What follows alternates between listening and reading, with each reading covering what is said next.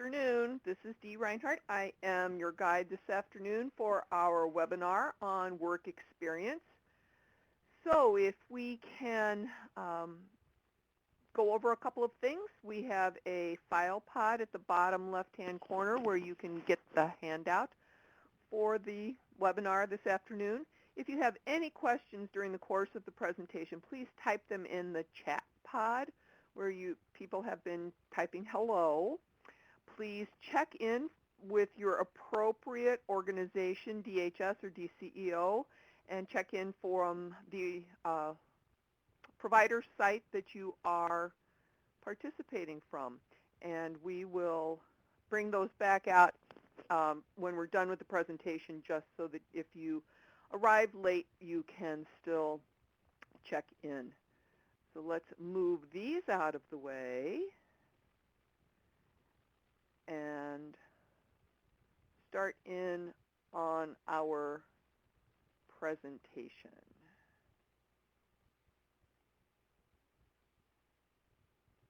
All right, today we're going to be talking about work experience for the Summer Youth Employment Program 2014. Today what we're going to cover in this session is youth work experience views and the workforce partner views. Tongue didn't work just then. What we're going to be covering is the GET work experience. So part of our process is we want to get everybody started. We want to have them prepare a career plan, prepare a job search plan, work on the items that they can do to achieve their goals. Somebody's moving the presentation for me. And then you can get work experience as well. That's part of our process for the Summer Youth Employment Program. Under work experience, we're going to be talking about how the youth gain work experience. They participate in work experience, and hopefully it's meaningful and working well for them so that they can learn some valuable workplace skills. We want to help them to enhance their soft skills, and the soft skills are those skills that it's hard to learn unless you are reading something or have gotten items through growing up. We're going to hopefully help them gain some technical skills that they can use on a future job, and then earn some transferable skills that they can use from job to job to job. With the youth, they can access the worksite information through their SYEP account. And we'll go live in just a minute to show everybody where youth can access their account. Additionally, they can go to their application from their account, access their career readiness plans, and then their resume and portfolio builder information. At the end of the program, we would really appreciate gaining some success stories from our youth, and we're going to put a link on the SYEP website so that the youth can add their success stories either from the website or from their SYEP account that is part of the Illinois WorkNet process. Now, the Workforce Partner Guide is where you as providers will go to access all of your tools and information that you need to run your program successfully. You can gain access to the Workforce Guide by going to the bottom of the website and clicking on the SYEP Guide in the bottom of the web page.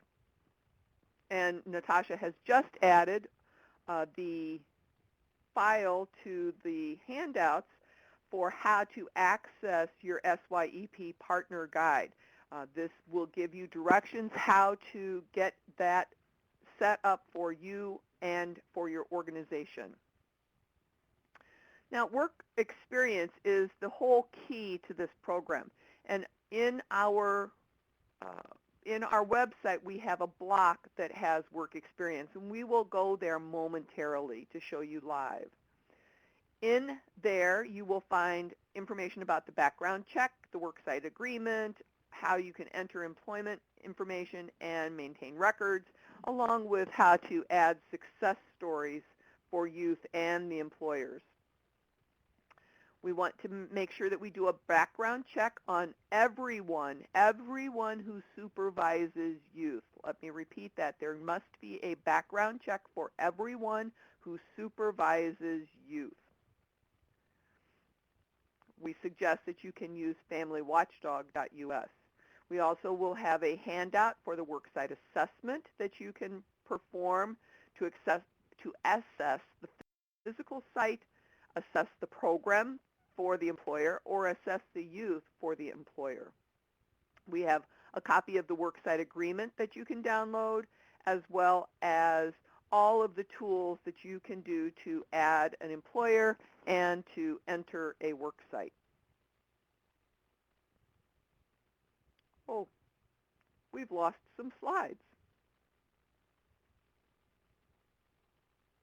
Let's go live so that we can follow up with the rest of our presentation.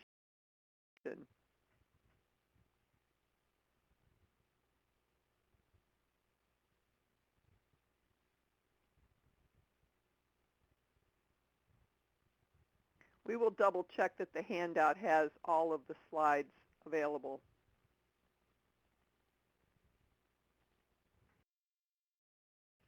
All right, if everybody can see my screen, please raise your hand with the little man at the top. Great. All right. We will proceed now. So in the guide, so we're live on the website. We are going to go to the SYEP guide.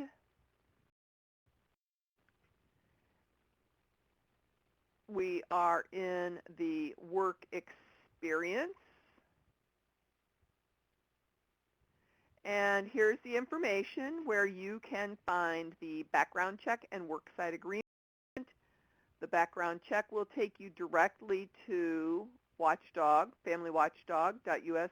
All of this stuff on the right-hand side is all advertising, so just make sure that you fill in the information here in this left-hand box. That's where you need to put the information. So make sure that you're not clicking around on the ads. The worksite assessment is here in a Word document, as well as the worksite agreement in a Word document. Anything with the 2 stars is something that will be coming to the website. We've just not quite gotten everything all put into place quite yet, as we're doing testing to make sure that all the working parts are functioning for everybody. We do have a copy of the youth timesheet. It is in an Excel format.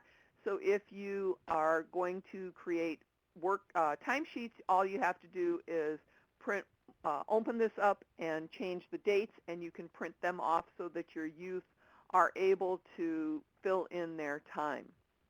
Again, the location for the success stories and the tips for writing a success story.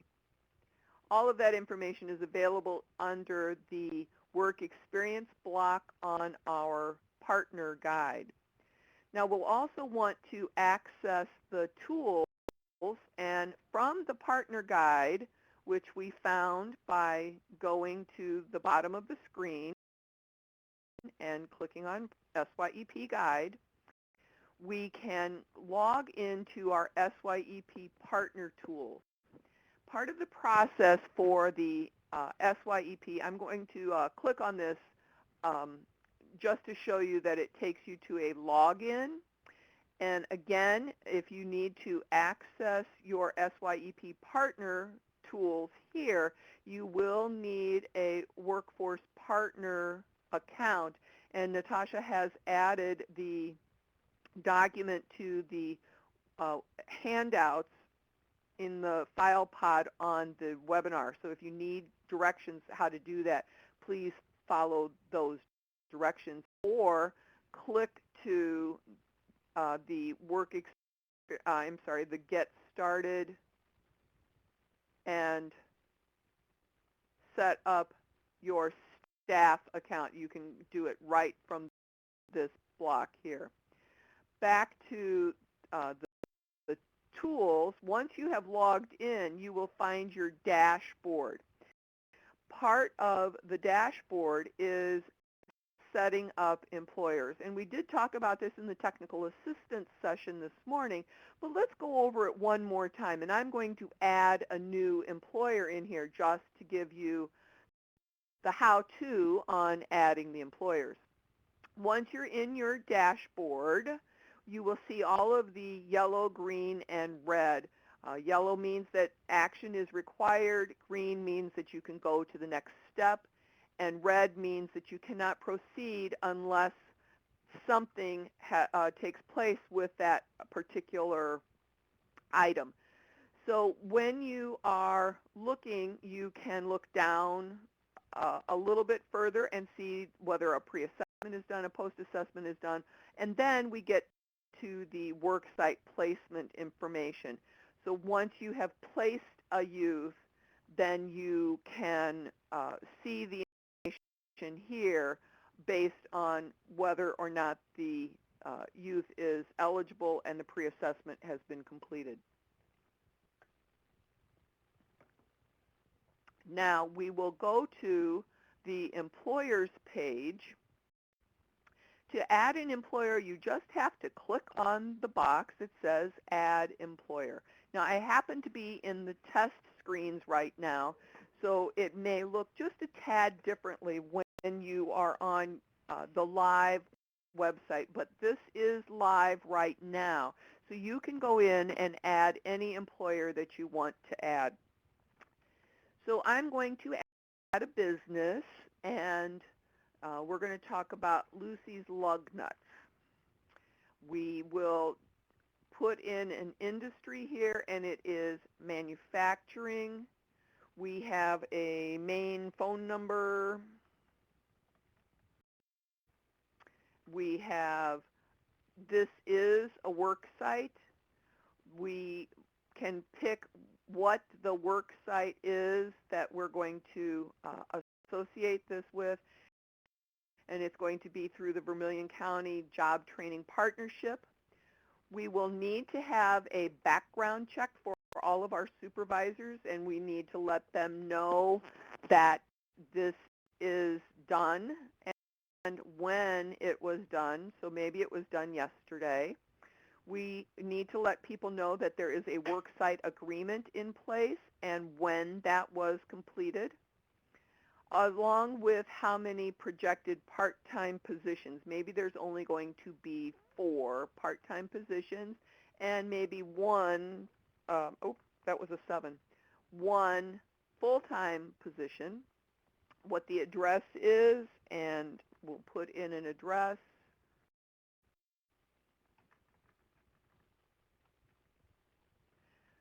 What city it's in, and let's put it in Chatham. Then Illinois, and 62, we'll make it 737, just 8585. So the zip code +4. Primary contact will be Lucy, let's make it Lucy Ball. Oh, we'll make it Lucille Ball. Owner, what her email address is,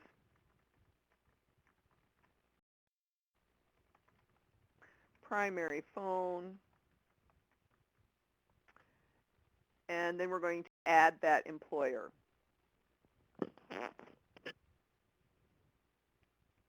Now, if you noticed, we added an organization. You may have more than one employer.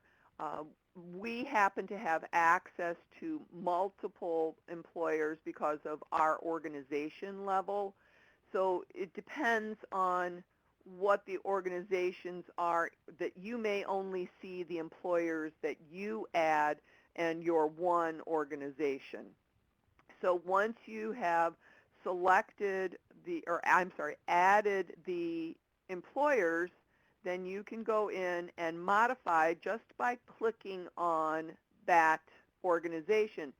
And perhaps I need to add an additional work site for the for Lucy's lug nuts. So I would be able to go back in and add an additional work site from this site by scrolling down on the page and clicking Add Work Site. So maybe they have, we're going to put the North Road facility as the name. We're going to select who that worksite agreement is with, what the phone number is, and then we will save that information just like we did before, with whether or not there is a supervisor background check when it was completed, when the worksite agreement was. So anytime that you have more than one worksite location, and this might be applicable to a park district job or to a county job that you might have. So that is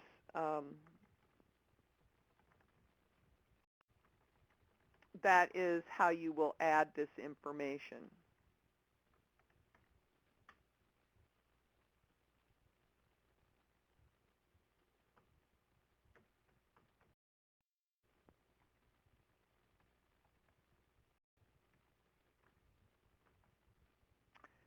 And the worksite contact is use existing and select who and add the worksite. So this is really great to be able to add more than one worksite.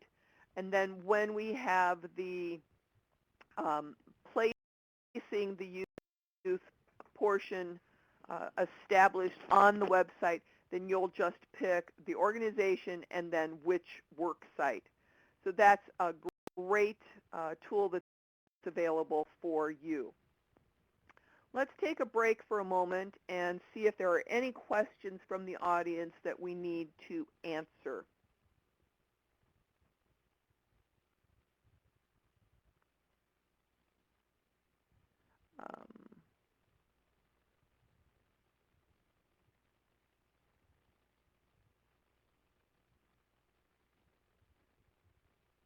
Okay, we've got something that Natasha's answering.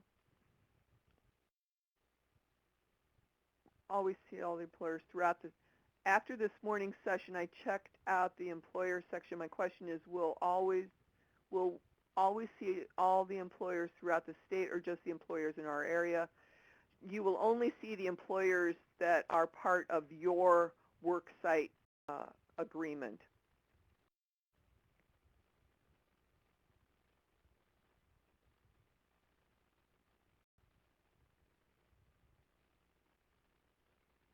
The work sites, as Natasha said.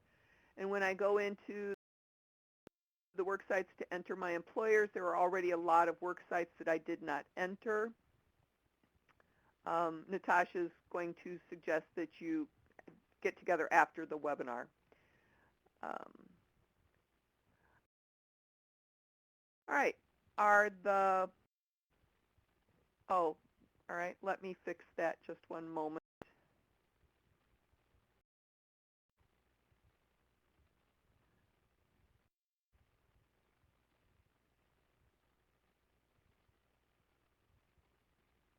Sorry, Natasha.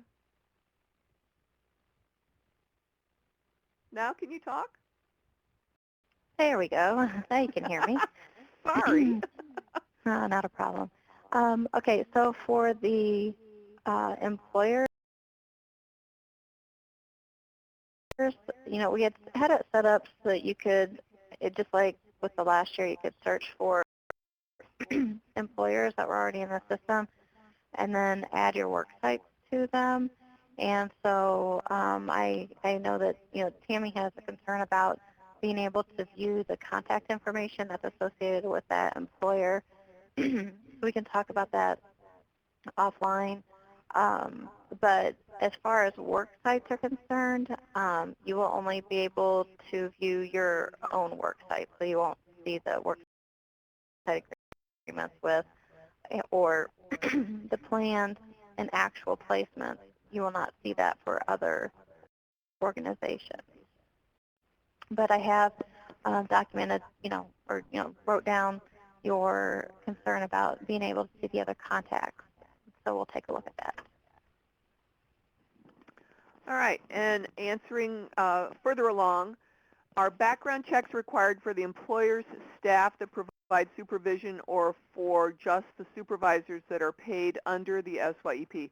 It needs to be anyone, any supervisor of the youth. That means the employers and the providers. So any worksite supervisors and any SYEP supervisors.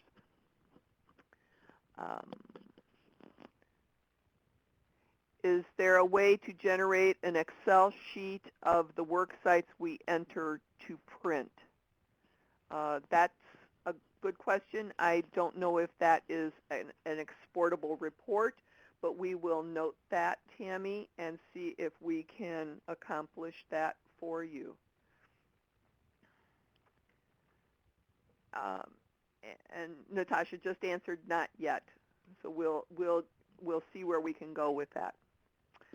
Okay, back to the, let's go back to the SYEP guide.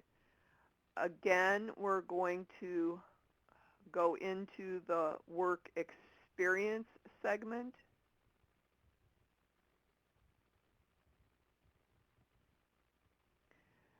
And if you need the worksite agreement or the assessment, they are right here in Word format so that you can modify them as you need to for your work sites in your location. And we do have some instructions coming out that we will be posting, and we will be posting some instructions about assigning youth to a work site on the system.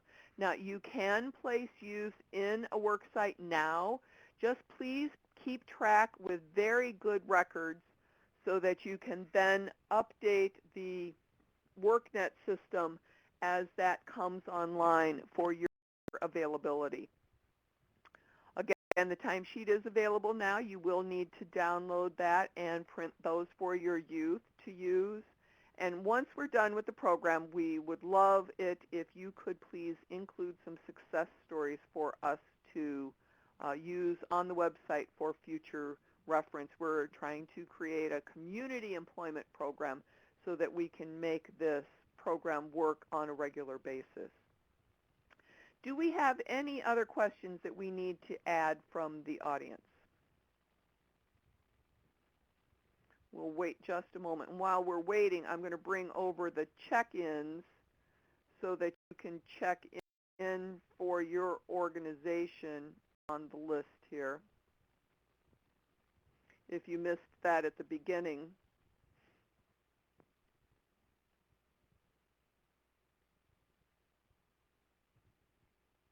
And as a reminder, we do have one more presentation at 2:30 this afternoon on payroll and reporting. And I will make sure that all of the slides are up on that one before we get going.